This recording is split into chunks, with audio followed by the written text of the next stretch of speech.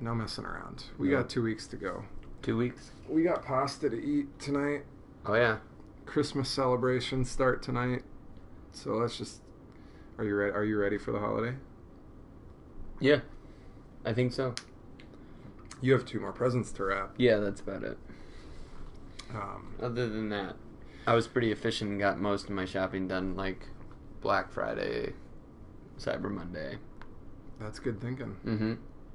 The last time we played the Detroit Lions... Yeah, please give me affirmation and boost me up here. We did an Election Day special. So I talked about politics the whole time. It was our least viewed. And you... No, it definitely wasn't. Granted, that's not exactly a battle of the Titans. Just kidding. Across all those games. It was a joke. It was a joke. You took the reins of the game, and you had a dramatic come-from-behind overtime victory. Yeah, I did. So, I'm hoping you'll bring that same magic for this matchup. It did cross my mind that it would be really hilarious if, again, for the Lions game, we did a concept episode and we didn't talk about the Lions or football at all. Like, what a kick in the pants to the Lions that would be. Yeah, well, if we were just like, last time we played the Lions, we did a politics episode, and this time we're just going to do a holiday episode. Yeah. We're just going to talk about the holidays the whole time. I mean, that wouldn't be bad because last time we got 10 sacks against them, so maybe it would be a Yeah. theme that helps us out. Oh, in our universe, in our level of the multiverse, the Lions still have Golden Tate. And they're still terrible. They're even more terrible than they are in real life. You'll see there that we're rolling with a 2-game winning streak. Let's see if we can make it 3. Yeah, and if you remember, we had a couple big stops in the last game. Yeah, we beat the Dolphins 24-20. It was pretty dramatic down to the wire. I'm going to let you take the first moments because you were such a champ in the last Lions So game. are we going first offensive moment and first defensive? You're gonna do first defensive moment and first offensive, and then I'll take the next. Okay. That sounds all right. That sounds great. Lions got the ball first, and they're not messing around. I bet you're going to have a moment here shortly. Garrett They're in the red zone. Why is it Blount, but it's pronounced Blunt? I don't know. I think it's partially one of those things where his name has to be pronounced like his running style. You know, like of all the running backs in the NFL, he is like a blunt instrument. And he's got the name to match. Yeah, but I mean, I think all jokes aside about the holiday, this is probably a significant enough game in the Vikings season that we should probably actually talk about football. Sure. We beat the Lions pretty good last time. 10 sacks. 24-9, I believe, was the final score. 10 sacks, team record. That was at home, however. This reeks to me of a trap game. What do you make of tomorrow's game? Yeah, I could see that, but I think the defense is kind of buckled down as of late, and I don't know, Good play by Rhodes there. I just don't want them to come out flat, I guess, and I think after the firing of DiFilippo, that was a big thing. I thought the offense did pretty well, and I mean, Miami is a 7-7 team. If they win that game last week, yeah, Miami us, had stuff to play for. Yeah, I mean, they weren't there for nothing. Yeah, it wasn't just like, hey, here we are, we're just gonna get, and so. And that was quite a statement by the Vikings last week. I thought it was probably one of the most solid victories they've had all year in terms of just putting the pedal to the gas. Yep, I would agree. I really thought we did a good job. Detroit, bad blown coverage there by Oof. Was he pressing up? Yeah, he must have just got absolutely worked by Galladay. Well, it's worth noting, I believe last week... Let's watch this replay. I want to see what happens to him. I don't know that they're going to win. Oh, they will. But it's the least helpful replay ever. Wow, he got burned. You know, I believe the Dolphins took a 7-0 lead on us in last week's game. So, you know, just to keep things in perspective. Yeah. Interesting. A penalty on the kickoff has us backed up right against the goal line. That's a bizarre starting point. Quan Treadwell. Treadwell has been a major beneficiary of the Super Sims, I think. He's really... CJ Ham getting some work. I think that's because of all of the work we did. You know, we boosted him up in our early games. Lions get the ball back with great field position. You know, I think the Lions don't have a lot to play for. They're 5-9. They're eliminated from contention. You know, essentially, probably they would have an incentive to maximize. This is defense. You know, they have an incentive to maximize draft position, but I think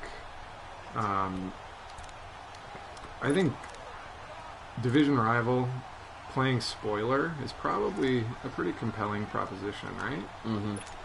So I think they won't be loafing by any stretch. No, they'll wanna come in and punch us in the mouth, especially after the way our defense manhandled their offense last time. Speaking of, look at you, Linval hungry. That's quite a collision right there. LeGarrette Blount and Linval Joseph. That's like colliding. It's almost 600 pounds of man meat. Well, that's one way to put it. So the Vikings, the Vikings come in tomorrow favored by 6. What's your prediction for the score? I think after already seeing these teams go at it, I think Matt Patricia, I think he's a good coach. I mean, I don't think you're working on Belichick's staff for that long, especially as a defensive guy. I don't think he's going to come in quite as unprepared. Not that he was unprepared. His team didn't play well, per se. I'm not a huge... I haven't watched the game tape, per se, and noticed everything in terms of what they were trying to do. But I think the Lions are going to come in ready to play. It's home. They don't want to be embarrassed in front of their home stadium. But if I have to go with my gut, I think it's going to be like a 28-14 game. Something like that. Maybe 28-17. Vikings. You and I have very similar predictions. My prediction is 27-17 Vikings. I think the Lions will do a little bit more offensively tomorrow. I think they'll probably scheme a little bit better to not yield 10 sacks again. Yeah. With the home crowd behind them, I think they might be able to run the ball a little bit more effectively. So I think they'll put up a little bit more of a fight than they did in that game in Minnesota, but I think the Vikings will eke it out. So I think 27-17 is where I'm at. In this simulation, we really need our offense to step up, but instead, Cousins throws an interception, and Stafford throws a 25-yard touchdown. Not a good start for us. Not at all. This reminded me of the real-life Buffalo Bills game we went to. The comeback that you put together against the Lions last time, coming from behind, we might need to do that again. Might need to do that again today. If we're going to have any chance here, this drive is the most life we've shown so far. And again, Super Sim savior Laquan Treadwell. All right, you're up. Now they put it in my hands. I was comparing the rosters, and the Lions are one of the lower rated teams on Madden 19. The one position where they have an advantage over us. We've heard it before, but I think it's interesting in this case. Their offensive line is better than the Vikings. Not a great offensive line, but better than ours. And despite that, we still were able to shut down their run game and get 10 sacks last time. And so we lose Danielle Hunter. We just got the Pro Bowl announcements. So you and I were talking about that earlier today. Danielle Hunter, I presume, got his first Pro Bowl selection. I think that's right. So that's well deserved for him. I think that last game against the Lions was a real arrival onto the scene for him. Good high ball there, but Rudolph couldn't hold on to it. That was the right coverage too. Well, they had Thielen bottled up in the spot pattern.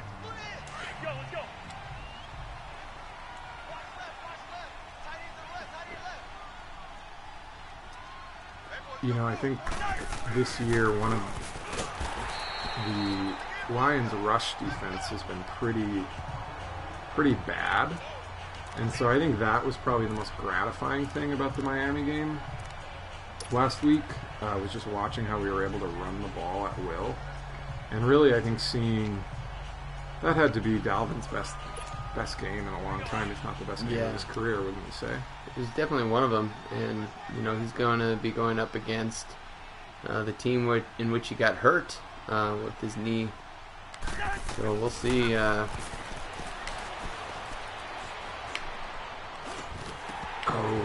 Dodged the bullet there. He'll be able to get 3 points on the board.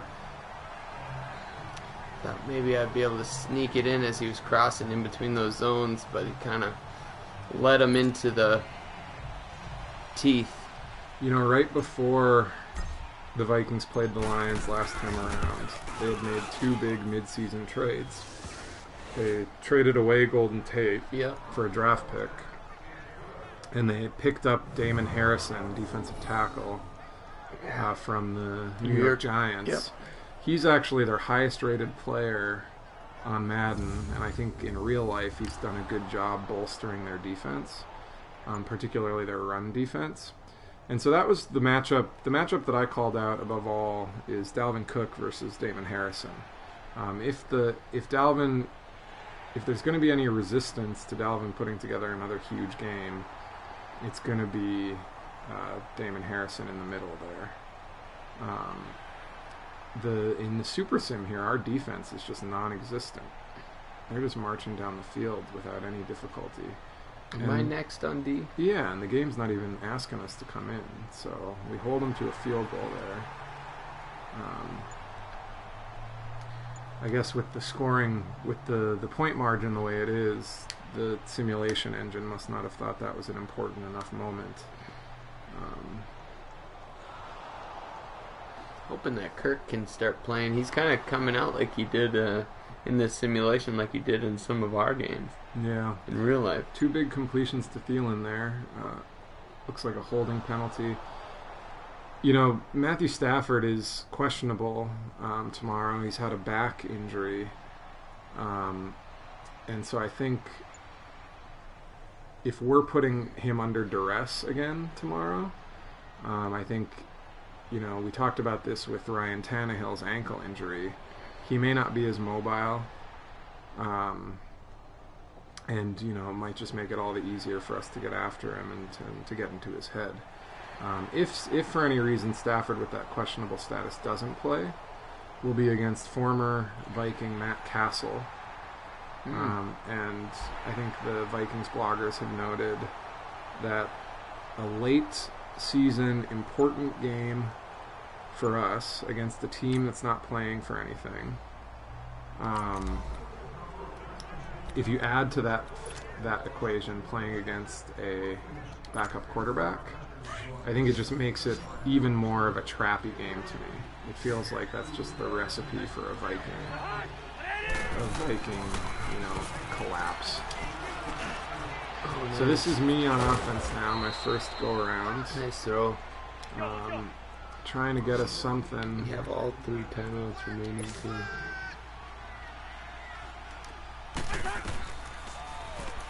Nice. I'll use the first one here. Yep. Nicely done. Good call. Right up the seam. I believe Detroit got the ball first, so if we can get a touchdown on the board here and get the ball back, we can maybe make a game of this thing yet. For what it's worth, in terms of the simulation dynamics here, our Viking squad, best that we can tell, has been eliminated from playoff contention. So they're not technically playing for anything. So that is something worth noting.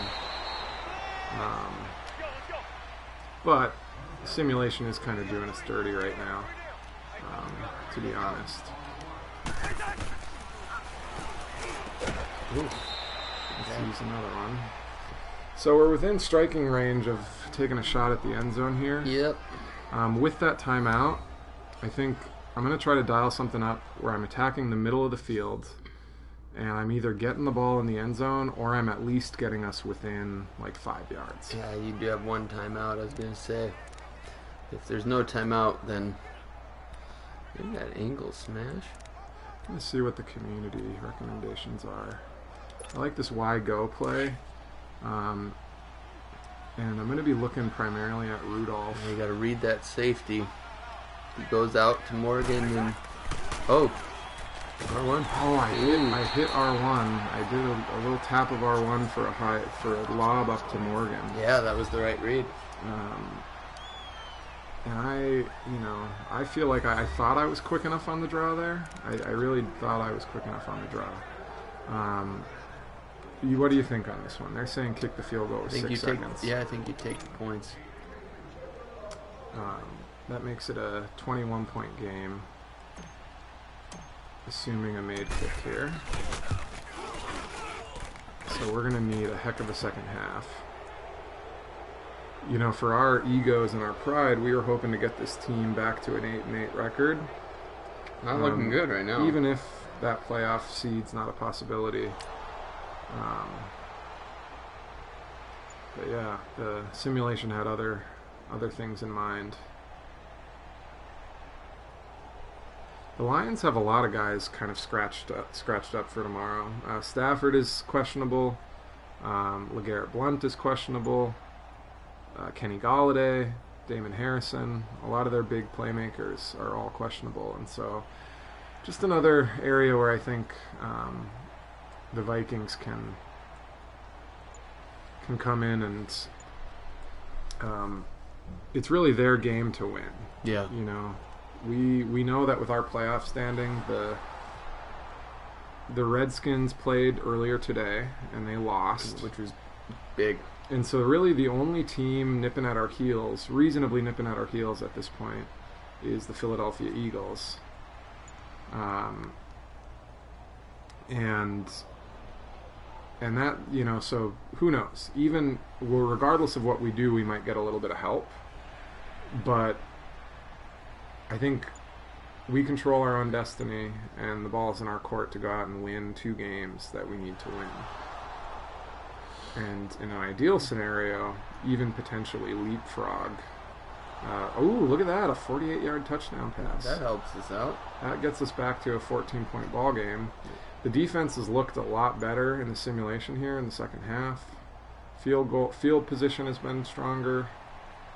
See if they can keep that up. See if we can get a turnover here. Turnover would be big too. That certainly doesn't help.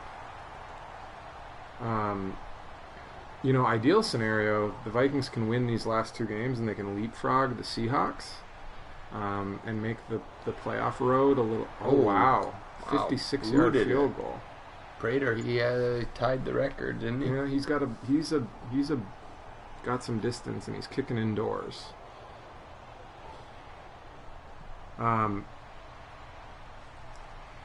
it's the offense is not looking great here. Matt Weil has been getting a lot of punts, and defense needs to make a play. But you know, the offense gave us that 48-yard touchdown. It'd be nice to see an equally significant. Our defensive line is really beat up. Tayshaun Bauer and David Perry were both out there. Danielle Hunter's out now, too, and so both of our ends are out. Touchback. Let's see what happens here. I mean, we got 6 minutes of the game left. You and I have both each played 1 moment. And so this is an entire game where we've each played a few minutes of offense and a few minutes of defense, but that's it. Oh. Ryan O'Neal's been a pretty good bright spot on the offensive line, I feel like. All right, they're asking you to come in on a 3rd and 2 here. Time is of the essence. A touchdown gets us to 20 points. This might be counterintuitive. I'm going to do a draw. Is that stupid? I mean, I think it's a little bit, you might be outsmarting yourself, but the key here is just to get the first down. Yep. So I get that. I get the logic behind it. And Dalvin does indeed have the room to do it. Now I think it's going to go back into the simulation, I presume, but hopefully they get aggressive here. I just wanted to make sure. These offensive holding penalties Penalties and turnovers have been big in the simulation thus far. You know, the Vikings and Lions have been division rivals for a long time. I was looking at the history, and I was really surprised. The Lions have, I think, an identity, a brand as being kind of a hapless team. I was really surprised how lopsided the history is. What would you say the Vikings' winning percentage against the Lions is? Well, I bet in the 90s it wasn't very good with Barry Sanders. Well, yeah, so my memory of this division rivalry is really defined by Barry Sanders, Johnny Morton, Herman Moore. Yeah. But even then, so historically the Vikings are 73, 39, and 2. Oh, wow. So that's practically, 2 wins for every loss. So pretty strong. The Vikings have had pretty good control over the series. But I pulled out 2 games, 2 heartbreakers that I remember. One of them really recent. I think we all remember the OT loss in 2016, Golden Tate in overtime. Yep. 22 Lions 22, Vikings 16. As I was looking back on that, I was reminded how important that victory was. The Vikings were 5-3 in that going into that game. The Lions were 5-4. The Lions finished 9-7 and got a wild card seed. The Vikings finished 8-8 and missed the playoffs. And so that was a year where that loss to the Lions really had pretty big implications. And then the one that's really imprinted on my brain from my childhood, interesting play there, is 1995, November 23rd, 1995, Thanksgiving Day. I remember watching this in my grandma and grandpa's house. The Lions beat us 44-38. It was a shootout. Scott Mitchell had 4 touchdowns, 400 yards receiving. Warren Moon had just shy of 400 yards and 3 TDs.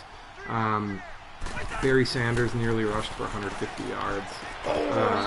Lead him. That was a game where the Lions and the Vikings went back and forth, but it was a go-ahead Herman Moore touchdown late in the third quarter that really when the Lions took control. And I remember sitting on the couch at my grandma and grandpa's house watching Herman Moore catch that touchdown, and just that was a heartbreaker of a game.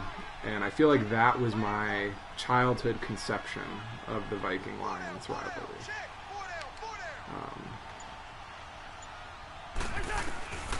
You're 4th and goal, so you went to the play. You went to the play that we've relied on all year. I had to. The wide receiver drag. It was 4th and had to get some points. And they didn't even go for, I suppose, 2 doesn't do much. Onside kick. Something we have very little experience in. Let's see. I think it's all about perfect. Hitting it perfect. It was a little late. Too powerful. That was the main thing. I haven't done these enough to know whether you're supposed to really kick it hard or whether you're supposed to kick it soft. I think you're supposed to go 100%. So I wonder if they're going to have us take over here and force us to use these timeouts and try to get a stop, or if they're just going to sim it away. It looks like they're just going to sim it away, and they didn't even have us do that 3rd down, but the defense does get the stop. The Lions maintain field goal. Yeah, the Lions maintain a margin with the Prater field goal, though.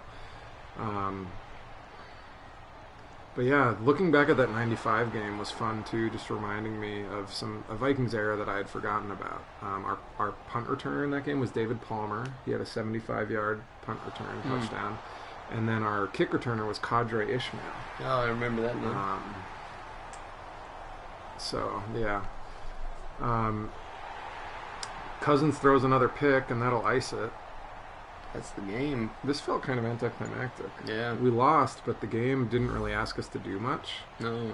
And I feel like in our moments, we did pretty well. We didn't make big errors. No. We did what we, had a couple field goals that could have been touchdowns, but held Detroit to a couple field goals when they gave us control in the red zone.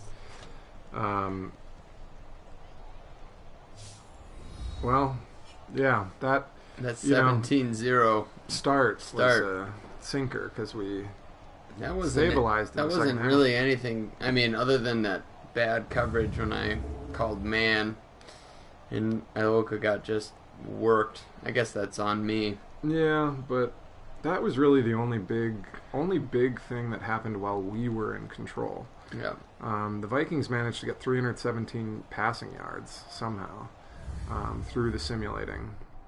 But well, I don't know, man. I guess that's that. We'll just shake it off. Time to get Christmas celebrations underway. We hope everybody has a Merry Christmas, Happy Holiday. We hope the Vikings do better tomorrow in real life. Yeah, hashtag man meat. Any closing 600 pounds of man 600 meat? pounds of man meat. Any closing thoughts beyond that, Jim? Happy holidays, everybody. All right, Skol. Skol.